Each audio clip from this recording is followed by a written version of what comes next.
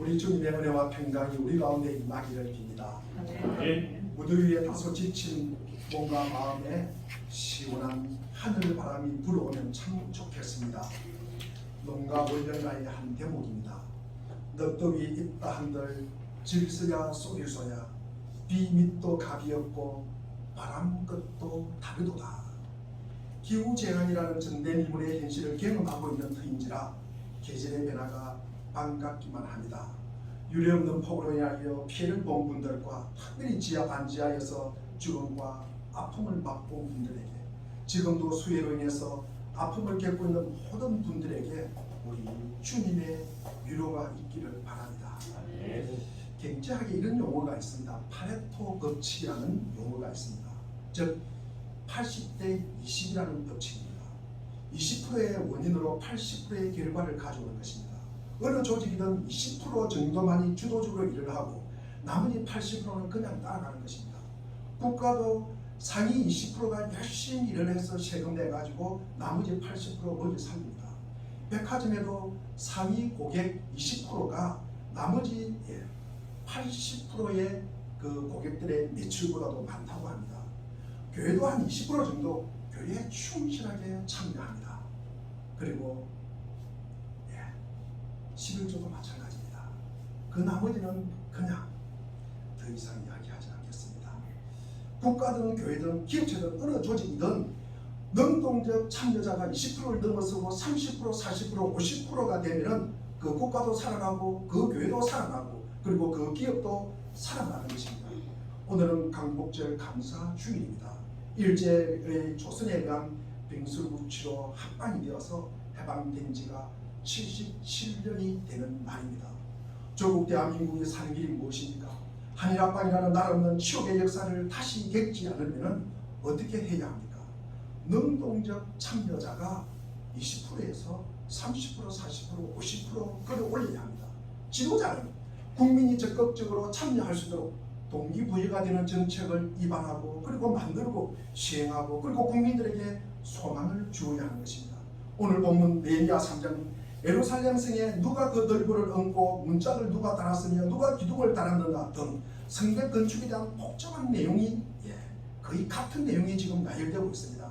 또 어떻게 하면 누가 그 성을 건축하였으며 누가 문짝을 달고 누가 벽을 쌓았고 누가 자무쇠와 빗장을 갖추었는지에 대한 이야기는 별 의미 없는 잡다한 기록의 나열일 뿐이라는 인상을 줍니다. 그러나 우리가 성경을 접근하고 성경을 이해하는 데는 중요한 원칙이 하나 있습니다. 로마서 15장 4절에 보면은 무엇이든지 전에 기록한 것은 하나는 우리에게 교훈을 주려고 한 것이며 성경이 주는 인내와 위로로서 우리로 하여금 소망을 가지게 하려고 한 것이다.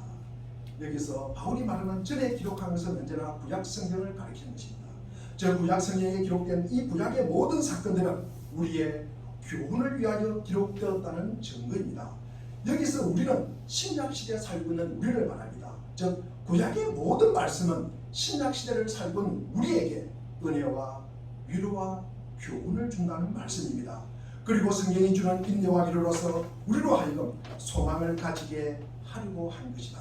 즉 구약 성경에서 기록된 어떤 말씀도 무의미하게 그냥 기록된 것이 없다는 것입니다. 그러므로 우리는 본문에서 누구는 문짝을 달고 누구는 기둥을 세우고 누구는 들보를 얹었고 누구는 자무쇠와 빗장을 갖추었다는 성건축에 대한 여러 가지 이야기를 통해서 하나님이 우리에게 무슨 말씀을 하시려고 하는 것일까?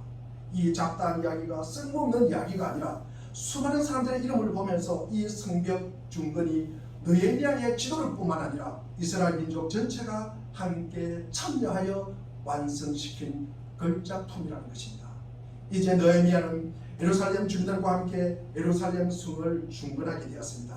그들은 예루살렘 성을 쌓는 일을 단순히 성을 건축하는 하나의 작업으로만 이해하지 않고 이 일을 주의 역사 즉 하나님의 일이라고 이해합니다. 하나님의 일을 무엇이라고 말합니까? 우리는 하나님의 일이라고 할 때 교회에 와서 예배하고 그리고 전도하고 그리고 봉사하는 일을 생각합니다. 물론 그것도 중요한 하나님의 일입니다. 그러나 본문에서 지금 이스라엘 백성들은 예루살렘 성벽 쌓는 일을 하나님의 일이라고 생각합니다. 그들은 지금 성전 건축이 아니라 성을 중건하는 것입니다. 그런데 그것을 하나님의 일이라고 생각합니다. 그것이 어떻게 하나님의 일이 될 수 있을까? 우리는 여기서 우리가 일의 종류에 따라서 하나님의 일이 결정되는 것이 아니라는 사실을 꼭 기억하시기를 바랍니다. 성경 말씀에 의하면 우리가 하는 모든 일들이 다 하나님의 일이 될 수가 있습니다. 그러므로 우리는 성경 읽고 전도하고 기도하는 일만 하나님의 일이고 직장에서 하는 일이나 교회 생활 위의 일은 하나님의 일이 아니라는 사고방식을 버려야 합니다. 즉 하나님의 일이 따로 있고 하나님의 일이 아닌 것이 따로 있는 것처럼 나누어 생각하는 소위 유물론적인 사고방식은 극복해야 되는 것입니다. 예컨대 집에 설거지하는 것은 하나님의 일이 아니고 짜증스럽게 짝이 없는 일상의 일이라고 생각할 때는 그 일을 어떻게 우리가 할 수 있겠습니까? 그러나 설거지도 하나님의 일이라는 사실입니다. 바울은 이렇게 말합니다. 골로새서 3장 우리 17절을 우리 한번 읽어보겠습니다. 시작. 또 무엇을 하든지 말이나 일이나 주 예수의 이름으로 하고 그를 인도와 하나님의 자께 감사하라. 아멘. 이와 같이 성경은 우리가 할 일이 따로 있다고 말하지 않습니다. 당신이 지금 하는 일이 무엇이든 하나님께서 내게 맡기신 일인 것을 확신하고 그 일을 추진하는 과정에서 기도로서 하나님과 교통하면서 하나님의 인도하심을 받아 하면 그 일이 하나님의 일이 될 수 있다는 것입니다. 그래서 우리는 지금의 기천이 없다고 합니다. 이 사상은 성경에서 나온 사상입니다. 하나님 내게 주셨다는 확신에서 출발하면 모든 일이 모든 직업이 하나님의 일이 될 수가 있습니다. 또 이 하나님의 일에 대한 바른 인식은 우리의 태도에도 커다란 영향을 끼칩니다. 하기 싫은 일을 짜증스럽게 청소하는 사람과 하나님의 일이라고 생각하면서 기쁜 마음으로 청소하는 사람의 태도는 분명히 다를 수밖에 없는 것입니다. 어떤 사람이 교회를 건축하고 있는데 한 사람은 짜증을 내면서 일을 하고 한 사람은 휘바람을 불면서 즐겁게 일을 하고 있었습니다. 그 옆을 지나가고 있는 나그네가 내 사이에 짜증을 내며 불평하면서 일하는 사람에게 다운같이 물었습니다. 당신은 지금 무슨 일을 하고 있습니까? 그러니까 이 사람이 이렇게 이야기합니다. 글쎄 뭐 어쩌다 보니까 코가 끼가지고 내가 여기 끌려와가지고 이 모양 이 꼴로 지금 벽돌을 굽고 있습니다. 또 한 사람이 이렇게 말합니다. 나는 하나님이 나에게 맡겨주신 성전의 한 모퉁이를 건축하는 영광스러운 일을 하고 있습니다. 똑같은 일을 하고 있습니다. 그러나 너무나 다른 자세입니다. 이것은 우리가 어떤 사고를 지니느냐에 따라서 그 일에 임하는 우리들의 자세가 얼마만큼 달라질 수 있는가를 단적으로 보여주는 내용입니다. 이제 본문으로 돌아가서 이스라엘 백성들이 느헤미야의 지도로 우리가 성을 쌓게 되었습니다. 그런데 본문을 살펴보면은 그들이 이 일을 성공적으로 할 수 있었던 중요한 원리 네 가지를 제가 말씀을 드리고자 합니다. 첫째, 협동하라, 협력하라는 말씀입니다. 느헤미야 3장에는 우리 느헤미야 3장에는 적어도 75명의 사람들이 등장을 합니다. 아마 한 장에 이런 많은 사람이 등장을 아마 성경이 제일 아마 느헤미야 3장일 것입니다. 우리가 찾아낼 수 있는 직업도 15가지 이상이 됩니다. 즉 이 성은 한 사람의 힘으로 된 것이 아니라는 사실을 우리에게 보여주고 있습니다. 또한 느헤미야 3장에 기록된 이 느헤미야는 자신이 지도자임에도 불구하고 자신의 업적에 대해서는 한마디도 언급하고 있지 않습니다.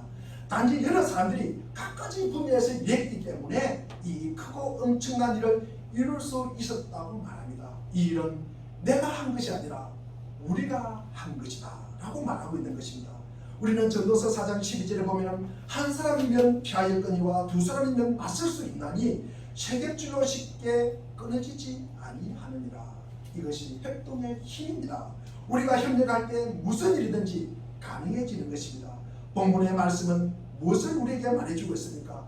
예루살렘의 주민들은 저마다 자기가 서야 할 자리에 서서 자발적으로 자기가 마땅히 해야 할 일을 하면서 또한 전체와의 조화를 이루면서 마침내 이 위대한 사역인 예루살렘 성벽을 끝낼 수 있었다는 것입니다. 우리가 본문에서 가장 많이 나오는 단어가 무엇입니까? 이 느헤미야 3장에서 가장 많이 나오는 단어가 무엇입니까? 다음에라는 단어가 그렇습니다. 다음에, 다음은 이런 단어가 참 많이 나옵니다. 이것은 일의 순서를 밝히는 단순한 나일이 아닙니다.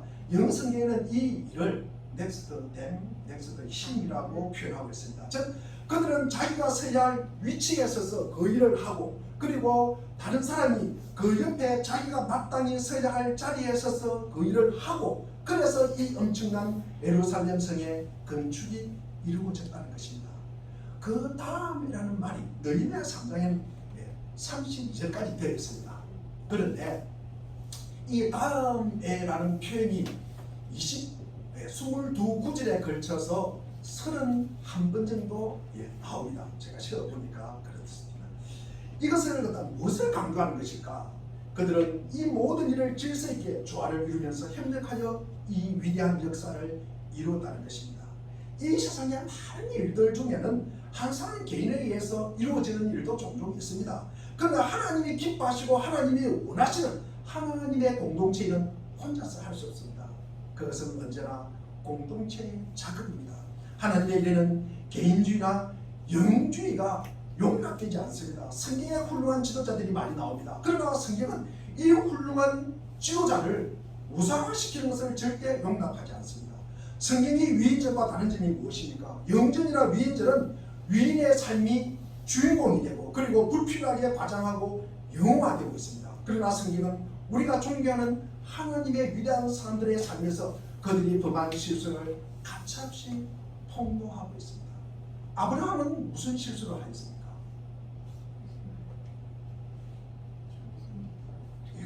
아내 팔아버리잖아요. 이삭도 마찬가지입니다. 다윗은 뭐 잘못했습니까? 기억나는 것. 우리아의 아내 바시바를 범하고 그리고 우리아를 죽였잖아요. 살인자잖아요. 사도 바울은 뭘 잘못했습니까? 하나님을 예수를 따라다니는 사람들을 잡아다 옥에 가두고 그리고 죽이기도 하고. 베드로는 뭐 잘못했습니까? 예수님을 세 번이나 부인했습니다. 자신의 치부를 철저하게 폭로하면서 개인이 영웅이 되는 것을 성경은 절대로 허락하지 않습니다. 그래서 하나님 앞에 무릎을 꿇는 내용입니다. 성경에 나오는 지도자는.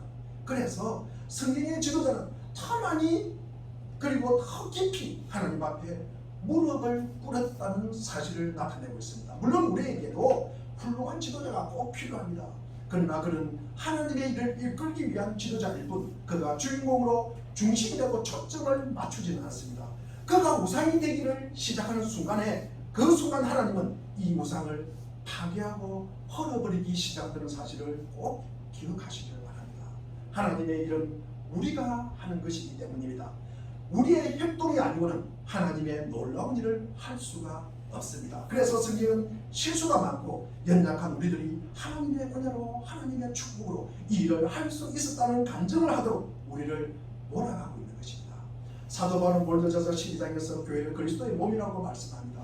사도 바울은 왜 교회를 그리스도의 몸에 비유했을까? 몸은 얼마나 정교합니까? 이 몸에는 얼마나 많은 지체가 있습니까? 얼마나 많은 부분이 있습니까?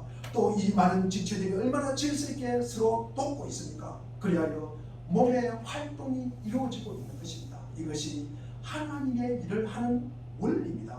어느 지체도 두드려져서는 안 됩니다. 그렇다고 어느 지체 한 지체가 무시되어서도 아니 됩니다. 모든 지체가 단 한 분 예수 그리스도를 중심으로 활동을 해야 하는 것입니다. 그런데 꼭 하나의 예외가 있습니다. 즉 모든 것이 100% 하나 되라는 것은 아닙니다. 우리가 오늘 본문 5절에도 읽어보면은 이런 어떤 집안의 어떤 유력자들, 귀족들은 공사 책임자들에게 협조하지 않았다는 내용이 5절에 딱 한 절 나와 있습니다. 예루살렘 성을 다시 쌓는 위대한 자는 하나님의 일을 방관하고 동참하지 않는 사람이 있었다는 말씀입니다. 100% 참여했다는 말이 아닙니다. 그들은 귀족들 그리고 세 번역에 보니까 유력자들이라고 기록하고 있습니다. 성경이 왜 이 사실을 기록했을까? 이런 귀족들이 언제나 있을 수 있기 때문입니다. 예수님의 제자 가운데서 그런 귀족이 한 사람 있었습니다. 예수님을 팔아먹었습니다. 주의 일에는 언제나 그런 사람이 있기 마련입니다. 그러나 100%의 협조를 받지 않았다 할지라도 그들의 일을 비웃고 비판하는 무리에 의해서 우리가 영향을 받지 않고 이를 성취해낼 수 있었다는 사실, 이 사실이 더더 중요하다는 말씀입니다. 다시 말하면 우리 교회 공동체에 가지는 하나님께서 우리에게 맡기신 하나님의 일을 우리가 얼마나 힘있게 수행하는가, 또한 협조하는 일에 하나가 될 수 있는가에 달려 있습니다. 우리 가운데는 두드러지는 사람이 없어야 합니다. 우리는 요한서신에서 비협조적인 사람을 꼬집어 말합니다. 요한 3서 1장 우리 9절을 한번 읽어보겠습니다. 요한 3서 1장 9절입니다. 시작. 내가 고난의 교회에 섰으나 그들 중에 어떤 내게 좋아하는 디오드레가 우리를 맞아들이지 아니하였다. 우리는 디오드레가 누군지 잘 모릅니다. 그런데 성경은 이 사람 앞에 어떤 되기를 좋아하는 자라고 단서를 붙여 놓았습니다. 그래서 오고 오는 세대에 경고를 삼았습니다. 어떤 되기를 좋아한다. 이런 사람들이 주님을 만나기를 어렵다는 말씀입니다. 그리고 어떤 공동체에서 하나 되기가 참 어렵다는 말씀을 드리고 있는 것입니다. 바로 이런 비협조적인 부분이 없어야 우리는 다 연약하여 실수를 참 잘합니다. 이 부족하고 흠을 많은 우리들이 정말 하나의 공동체를 형성하여 하나님께서 우리에게 맡기신 이 위대한 역사를 성취할 수 있도록 진정한 통일성의 영성이 우리 가운데 작용하고 있는가? 즉 한마디로 우리는 공동체에 협조를 하고 있습니까? 아니면 반발하고 있습니까? 아니면 비판을 하고 있습니까? 이스라엘 백성들은 이 협동의 원리를 가지고 이 놀라운 일을 할 수 있었다는 말씀입니다. 두 번째로는 은사를 활용하라. 우리 본문에서 여러 가지 직업을 가진 사람들이 등장하는데 아마 이미 말씀을 드렸습니다만 적어도 15가지 이상의 직종이 등장합니다. 1장에 보니까 대제사장, 제사장들이 나옵니다. 8절에 보니까 금장제, 대장장이죠. 그리고 항품장사 내용이 나옵니다. 12절에 보니까 예루살렘의 지방을 다스리는 사람들, 정치인들이 나옵니다. 그리고 31절에 보니까 상인들, 장사하는 사람들의 내용이 나옵니다. 예루살렘 성을 건축하는 일에 있어서 성경이 여러 가지 직업을 가진 사람들을 잡다하게 나열하는 이유가 무엇입니까? 그 이유는 하나님의 일에는 모든 사람이 다 필요하다는 사실을 나타내기 위함입니다.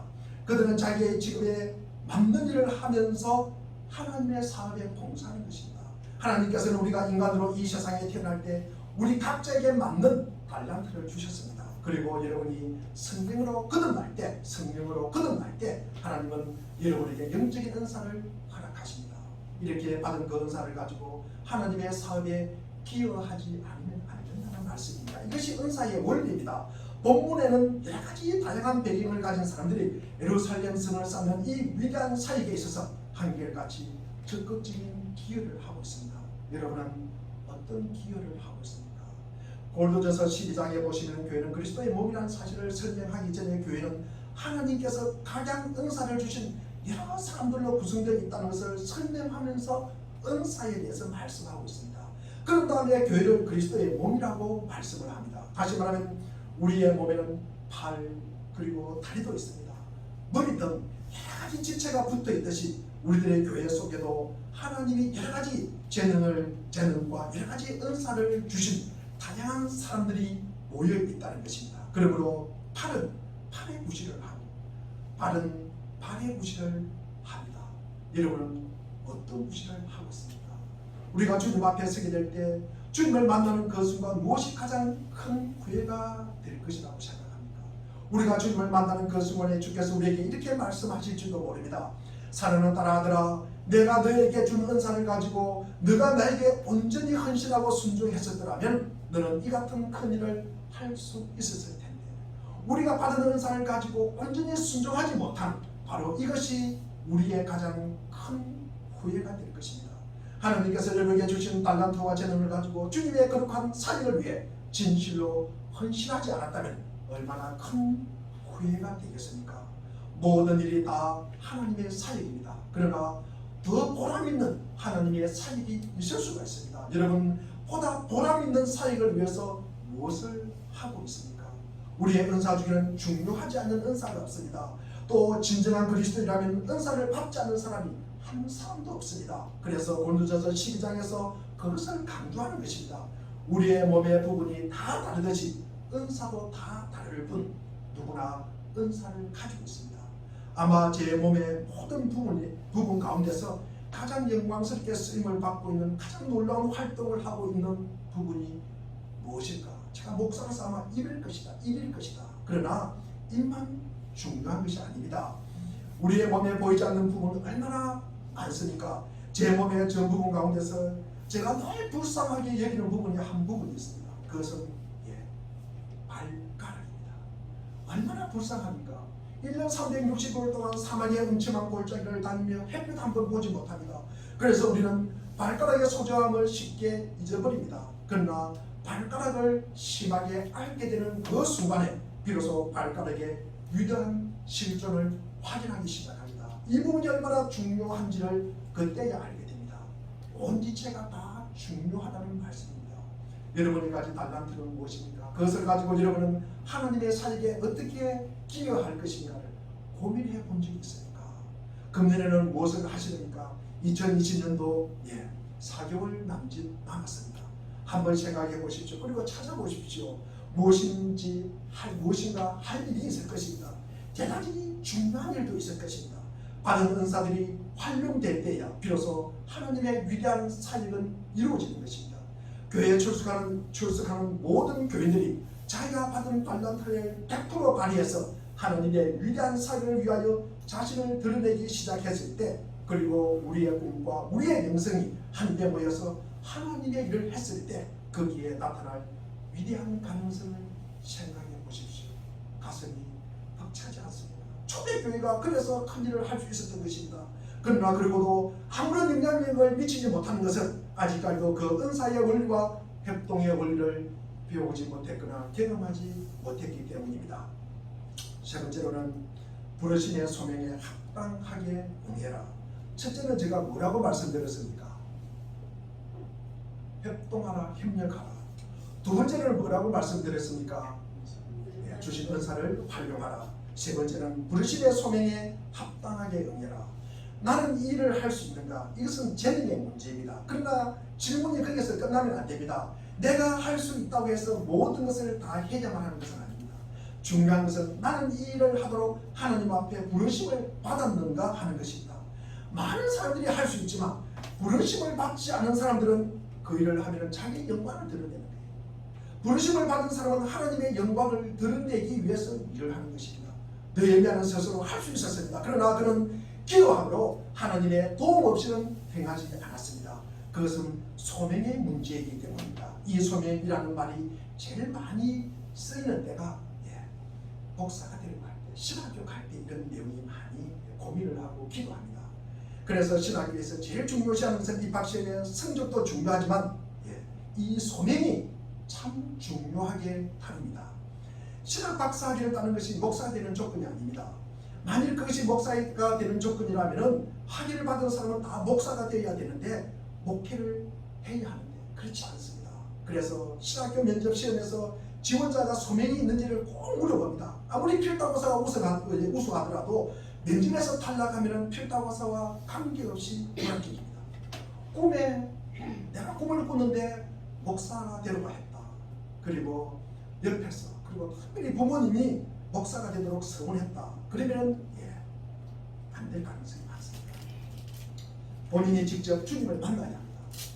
본인이 직접 내가 이 부르심에 확인이 있어야겠다는 말씀입니다. 그래야 한평생 감당할 수 있다는 말씀입니다. 어느 목사님께서 제가 목사가 되려고 하니까 성충이는 솔잎을 먹어야 된다. 참 솔잎을 평생 먹는다는 것은 힘듭니다. 때로는 고기도 먹고 싶고 때로는 다른 것도 먹고 싶고 그런데 솔잎만 먹고 살아야 되는 것이 목사입니다. 제가 목사가 계속 물어보는 것이 그리고 확인하면서 가야 하는 일이 이 목사의 사명입니다. 신대원 입학 때부터 그리고 목사 안수를 제가 받기까지 계속 물어보는 것이 내가 왜 목사가 되려고 할까? 목사는 무엇을 하는 것일까? 목사의 자질 중에서 중요한 것이 도대체 무엇일까? 이것을 끊임없이 물어보더라. 제가 면접을 할 때마다. 그리고 제가 목사 안수를 받고 나니까 물어보는 사람이 없었습니다. 그런데 제가 저 자신에게 스스로 묻습니다. 그리고 하나님 아버지께 제가 늘 새벽마다 묻는 것이 하나님, 목사는 무엇입니까? 목사는 무엇입니까? 내가 목사 맞습니까? 내가 목사 맞습니까? 늘 물어봅니다. 소명이라는 것은 내가 무엇을 할 수 있느냐는 것도 참 중요하지만 하나님이 그 일을 하도록 나를 부르셨는가 하는 하나님의 시킴이 더 중요한 것입니다. 하나님께서 일을 나에게 맡기셨는가? 부족한 나에게 이 일을 시켰는가? 그리고 그 시킴에 나는 순종하고 있는가? 그런데 그러한 소명이 있어야 하는 것은 목사뿐만 아닙니다. 어떤 일이나 마찬가지입니다. 무슨 일을 하든지 그 일 가운데 하나님께서 내가 그 일을 하도록 부르셨는가 하는 소명의식 여부가 참으로 중요합니다. 우리 오늘 본문 3장 1절을 한번 읽어보겠습니다. 1절입니다. 시작. 그때 제사장을 위하여 이름의 제사장과 영원한 문처여 선별하고 문짝을 달고 또 손을 건축하여 황매와 그에서부터 하나님 앞에까지 선별하고. 이 대제사장들이 한 일은 양문을 건축하는 것입니다. 양문이란 양의 문. 그러니까 제사장이 제물을 바치기 위해서 제단을 향해 나아갈 때 반드시 통과해야 하는 문이 이 양문입니다. 이것은 제사에 관한 것이므로 제사장이 하는 것이 타당합니다. 그래서 제사장이 한 것입니다. 이 3장에 보는 양문, 어문, 왼문, 골짜기문, 북문, 샘문 해가지고 문 이야기가 계속 나옵니다. 다시 말하면 그들은 소명을 따라서 일을 하는 것입니다. 하나님께서 그 일을 시킨다고 확신했기 때문에 하는 일입니다. 하나님은 우리 모두가 그리스도인이 되게 부르셨지만 우리 모두를 다 목사가 되도록 부르신 것은 아닙니다. 우리가 해야 할 일은 다 따로따로 있습니다. 구약 성경에 다음과 같은 내용이 있습니다. 사울 왕이 저지른 결정적인 실수에 관한 기록입니다. 사무엘상 13장에 보면 사무엘 제사장이 와서 제사를 드려야 하는데 사무엘이 나타나지 않자 사울 왕이 기다리지 못하고 자기가 제사를 드립니다. 이것이 그가 왕위에서 쫓겨나는 결정적인 계기가 되는 것입니다. 즉 그는 자기가 소명받지 않는 일을 했기 때문에 화를 당한 것입니다. 이처럼 하나님께서 나에게 어떤 소명을 주셨는가는 문제는 참으로 중요한 것입니다. 오늘날 교회들이 내가 무엇을 가지고 하나님의 일에 기여할 수 있는가, 또 하나님이 어떤 일에 나를 부르셨는가 고민을 하셔야 합니다. 이게 사실 굉장히 중요한 고민입니다. 이 고민을 하면서 하나님께서 내가 어떤 일을 하기를 원하시는지를 찾아야 하고 그리고 거기에 대한 준비가 있어야 하는 것입니다. 이번에는 내가 찬양대나 해볼까, 그런 식으로 나가면은 하나님의 일을 하는 자세가 아닙니다. 찬양대에 들어가기 전에 고민해야 합니다. 하나님께서 내가 이 일을 통하여 주님을 섬기도록 정말 부르셨는가, 그리고 주님께서 찬양대의 소명을 여러분에게 주셨으면 죽을 때까지 그 자리를 지키며 섬겨야 합니다. 이것이 하나님의 일을 하는 자세입니다. 그들은 각각 하나님께서 그들이 어떤 일을 하도록 부르셨는지 그들의 소명을 발견했으며 그 소명을 발견한 후에는 그 위치를 끝까지 지켰습니다. 이 영성이 그들로 하여금 예루살렘 성의 위대한 건축을 가능하게 했던 것입니다.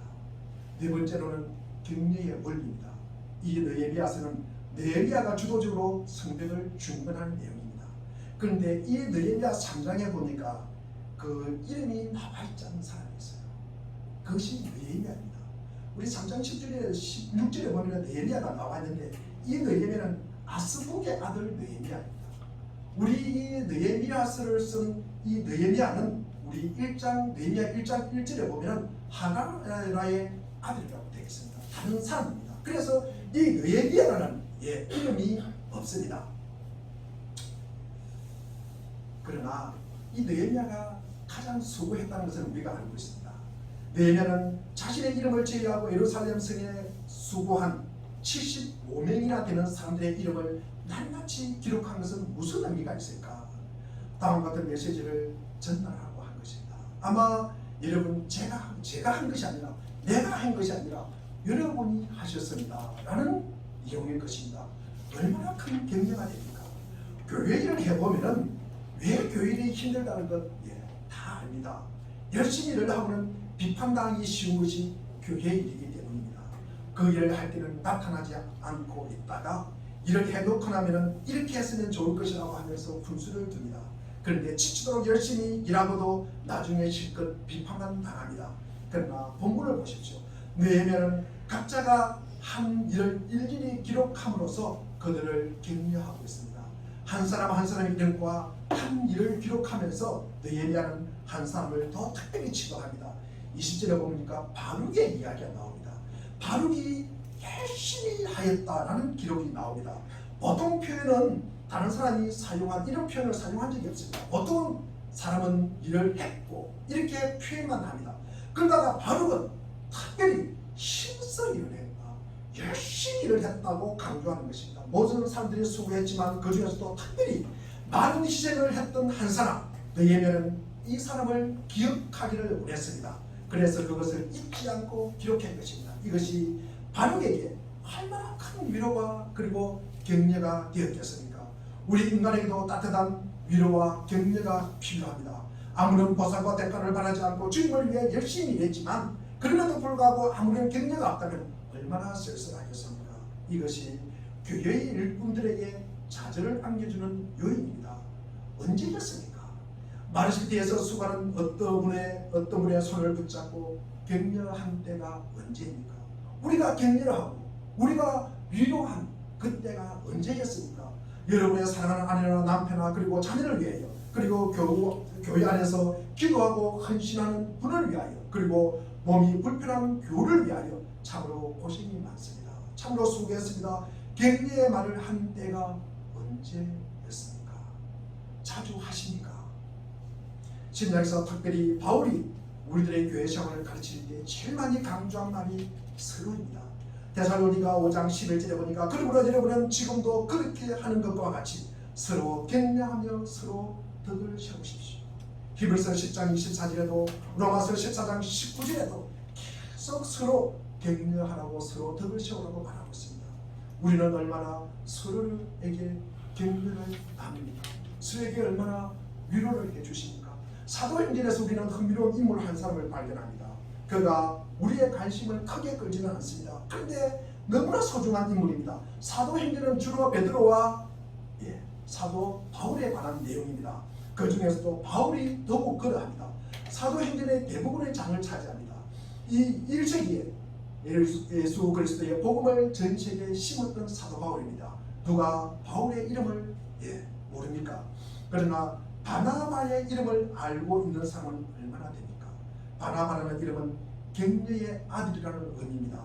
바울 되기 전에 사울이었을 때 어떤 일을 했습니까? 예수 믿는 사람들을 잡아다 고개 가두고 죽인 일을 했습니다. 그런데 그가 갑자기 변하여 그리스도인이 되었습니다. 어느 날 그리스도인들이 모인 예배당에 나타나 다음과 같이 증거합니다. 여러분, 나는 다메섹 도상에서 예수 그리스도를 만나 이렇게 변화되었습니다. 어둠에서 빛의 눈을 뜨고 그리고 사탄의 검시에서 하나님의 검시로 돌아왔습니다. 그리고 이제부터는 그리스도의 복음을 전하는 하나님의 사람이 될 것입니다. 그러나 아무도 바울의 말을 믿지 않았습니다.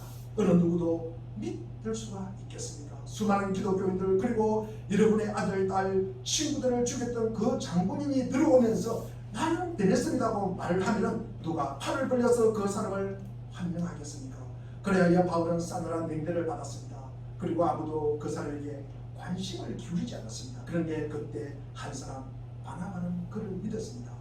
아무에게도 인정받지 못하고 아무에게도 위로받지 못했던 그 고독한 들판에 비난을 받은 사울이 서 있을 때 바울을 위로하며 격려하여 그의 마음 끝에 꿈을 심어준 사람이 그가 바로 바나바입니다. 우리가 천국에 가서 바나바를 만나서 한번 물어보고 싶습니다. 바울 선생님 어떻게 그렇게 큰 선교 사역을 감당하였습니까? 라고 물어보면 아마 바울은 다음과 같은 말을 할 것입니다. 다 바나바가 저를 격려했기 때문입니다. 바나바의 위로가 격려가 없었다면 나는 이 자리에 설 수 없었을 것입니다. 이러한 격려가 바로 예루살렘 성의 위대한 역사를 마칠 수 있게 한 원이라는 사실을 기억을 하십시오. 그럼 우리가 왜 협력하고 주신 은사를 활용하고 부르신 소명에 따라서 격려하면서 이 일을 해야 합니까? 왜 성벽 중근한 일에 동참을 해야 합니까? 왜 내가 거기에 있어야 합니까? 이 일을 하지 않고는 견딜 수 없는 자들입니다. 느헤미야 1장 10절에 보면 주께서 일찍이 큰 권능과 강한 손으로 구속하신 주의 종이요 주의 백성임을 깨닫고 알고 실천하는 자들입니다. 다시 말해서 분명한 자신의 정체성을 가진 사람만이 할 수 있는 일입니다. 즉 진정한 그리스도인만이 할 수 있는 것입니다. 그 땅이 하나님께서 인도하신 적과 꿀이 흐르는 땅이며 하나님의 축복과 약속이 있는 땅이라는 믿음이 작용했기 때문입니다. 이스라엘의 과거의 역사가 새겨져 있고 민족의 미래가 펼쳐질 땅이므로 아무리 힘들도 그 땅을 지켜내야 한다는 믿음입니다. 보기에는 절망과 좌절입니다. 느헤미야 1장 3절에 보니까 큰 환난을 당하고 명령을 받으며 예루살렘 성은 허물어지고 성문은 불탔다고 되어 있습니다. 그러나 40년 광야의 험한 길을 인도하신 출애굽의 하나님은 어디 계시는가? 다윗과 솔로몬 왕의 하나님은 어디 계시는가? 선택받았다는 선민이란 이 그 자부심은 어디에 있는가? 성벽을 다시 쌓는 일은 너와 나의 개인 일일 뿐만 아니라 민족의 정체성과 하나님의 영광이 걸린 일입니다. 하나님께서 허락하신 위대한 가업이라는 사실을 일깨우는 일입니다. 백성들은 느헤미야의 말을 듣고 자신이 하나님의 선택받은 자녀이며 그 신분에 걸맞는 삶을 살아야 함을 깨닫고 이 일에 헌신할 만한 충분한 가치가 있다고 판단하자 곧 행동을 시작합니다. 다른 성읍에 사는 사람들도 적극적으로 참여할 수 있었던 이유가 무엇일까? 그것은 이스라엘의 모든 민족이 이 일로 바로 하나님의 일이라고 받아들여졌기 때문입니다. 하나님의 일이라고 받아들이는 사람이 하나님의 일꾼입니다. 즉 거꾸로 하나님의 일꾼은 모든 일을 하나님의 일이라고 받아들이며 하는 사람들입니다. 그럼 우리는 어떨까? 요즘 우리의 사회를 바라보면 어떤 생각을 합니까? 참 경제가 어렵다고 합니다. 정치적으로 소망이 없다고 합니다. 사회 곳곳에 불안과 불만이 팽배해 있습니다. 마치 느헤미야 시절 이스라엘을 보는 것 같습니다. 우리가 딛고 선 이 한반도도 하나님이 주신 땅입니다. 하나님이 복을 주시고 세밀한 계획과 섭리로 돌보고 계신 터전입니다. 그러므로 이곳에서 우리의 미래가 펼쳐질 것을 꿈꿀 수 있습니다. 하나님은 당신의 꿈을 우리에게 맡기기를 원합니다. 그분의 뜻과 마음을 우리에게 담고 싶어 하십니다. 내가 속한 교회에 대해서도 예전을 갖고 미래를 꿈꾸어야 합니다. 교회를 통해 오신 하나님의 역사와 섭리를 기억하고 교회가 하나님의 가족답게 그리스도의 몸답게 제 역할을 감당하는지를 살펴보아야 하며 교회의 제 역할을 함께 감당해야 합니다. 진정한 예배를 드리고 교회를 품고 기도하고 구전일을 수로하고 공동체를 섬기고 복음을 전하고 영혼을 돌보고 이웃과 지역을 섬기고 다음 세대를 길러내고 그리고 하나님이 원하시는 뜻이 무엇인지를 찾아 이루어드리고 이 모든 일을 특정한 사람만 하는 교회 일이 아니라 교회를 통해 함께 이루어주신 하나님의 일이라는 것을 알고 보게 된다면 나에게 주어진 일을 감당하는 자세는 분명히 달라질 것입니다. 개인과 가정의 생활에도 마찬가지입니다. 자녀를 양육하고 배우자를 사랑하고 교육을 배려하고 그리고 이웃을 돌보는 것은 하나님께서 맡기신 일로 받아들인다면 포기하고 싶다고 해서 쉽게 포기할 수 없을 것입니다. 마찬가지로 내가 어쩌다 또 맡게 된 일이 아니라 하나님이 내게 맡기신 일이라고 생각을 한다면 전에는 미처 발견하지 못했던 힘과 열정이 샘솟을 것입니다. 내 앞에 주어진 일을 주의 일이라 믿고 주님의 인도하심에 따라 진행해 가면 그 일이 곧 주의 일입니다. 골로새서 3장 23절에 보면 무슨 일을 하든지 사람에게 하지 말고 주님께 하듯 진심으로 하십시오. 강복 77주를 맞이하면서 오늘 여러분은 어떤 태도로 하나님의 일에 그리고 조국의 일에 동참하시는지 내가 해야 할 일을 발견해서 그 일에 정열을 쏟는 사람은 참으로 복된 사람입니다. 여러분은 그 일을 발견하셨습니까? 우리에게 주어진 모든 일은 하나님의 일입니다. 오늘 보면 느헤미야 3장 29절과 30절에 보면은 자기 집과 마주한 부분을 중수하였고 자기 방과 마주한 부분을 중수하였다고 기록하고 있습니다. 하나님의 일이라는 성벽을 중건했는데 알고 보니까 자기의 집과 자기의 방과 마주한 부분을 중수하고 있었다는 것입니다. 결국 하나님의 일은 무엇입니까? 우리 모두에게 유익이 되는 일이고 나에게 유익이 된다는 이야기입니다. 성벽을 건축했는데 나의 방을 그리고 나의 집을 갖다가 중수했다고 성경은 기록하고 있습니다. 우리의 교회 공동체 안에서도 여러분이 해야 할 일을 발견하셔서 그 일에 기여하고 있습니다. 아니면 여러분은 단순한 구경꾼에 불과합니까? 주께서는 우리 모두 동참하시기를 원하십니다. 함께 아파하고 함께 애쓰고 함께 기도하기를 바랍니다. 그래서 이 위대한 성이 다 이루어졌을 때 우리가 이렇게 말할 수 있기를 바랍니다. 이 한 부분이 내 땀과 정성이 들어있습니다.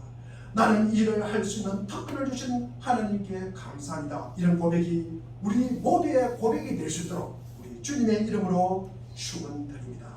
기도하겠습니다.